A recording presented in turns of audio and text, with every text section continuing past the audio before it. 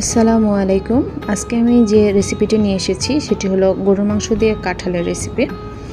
আমি কাঁঠালটিকে আগেই সেদ্ধ করে ডিপে রেখেছিলাম, আর সেটা দিয়ে আজকে আমি আপনাদের গরুর মাংস রান্নার রেসিপিটি দেখাবো। দেখতে পাচ্ছেন আমি সেদ্ধ করে রেখে দিয়েছিলাম ডিপে। এটা আপনারা চাইলে সারা বছর সংরক্ষণ করে রেখে দিতে পারবেন। এরপর যে আমরা ছোট ছোট করে গরুর মাংসের পিস কেটে নিয়েছি, ভালোভাবে ধুয়ে রেখেছি।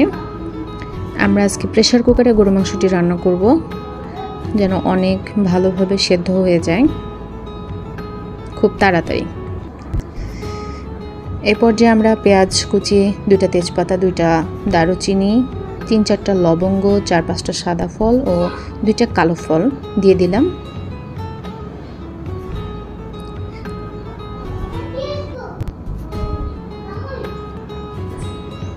এরপর যে আমরা 2 চামচ রসুন বাটা, 2 চামচ জিরা বাটা, 2 চামচ আদা বাটা আর 1 চামচ হলুদ গুঁড়ো,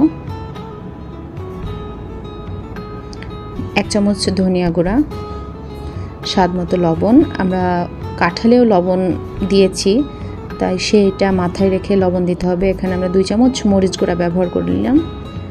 কাঁঠালে আমরা সেদ্ধ করার সময় কাঁচা মরিচ দিয়েছিলাম। ভালোভাবে মেখে মশলার সঙ্গে মাংসটিকে মিক্সড করতে হবে।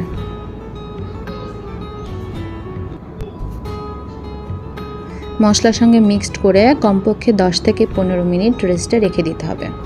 এ পর্যায়ে আমরা তেল দিয়ে নিচ্ছি। এখানে একটু বেশি পরিমাণেই তেলটা দিচ্ছি, কেননা আমরা কাঁঠালে কোনো তেল ব্যবহার করিনি। এ পর্যায়ে আমরা আরেকটু ভালোভাবে তেলের সঙ্গে মিক্সড করে চুলায় বসিয়ে দেব। চুলায় বসানোর পরেই অবশ্যই মাংসটিকে 15 থেকে 20 মিনিট ভালোভাবে কষাতে হবে। গরুর মাংসের টেস্টটা আসেই আপনি কত ভালোভাবে মাংসটিকে কষাচ্ছেন, তার উপর ডিপেন্ড করে আপনার মাংসের টেস্ট। এখানে অবশ্যই আমাদের অনেকক্ষণ ধরে নাড়াচাড়া করতে হবে, যতক্ষণ মাংসের গা থেকে পানি বের হয়ে সেই পানিটি শুকিয়ে না যায়। এখানে আমরা এক্সট্রা কোনো পানি ব্যবহার করব না, ভালোভাবে নাড়াচাড়া করতে হবে।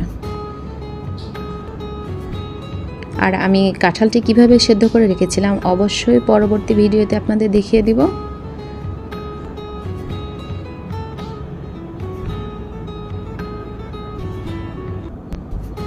এ পর্যায়ে আমরা পানি দিয়ে দিলাম, দিয়ে ঢাকনাটি বন্ধ করে 8 থেকে 9টি শীষ দিয়ে নিতে হবে, তাহলে মাংসটি সিদ্ধ হয়ে যাবে পারফেক্টভাবে। আমার মাংস রান্না শেষ। দেখতে পাচ্ছেন কতটা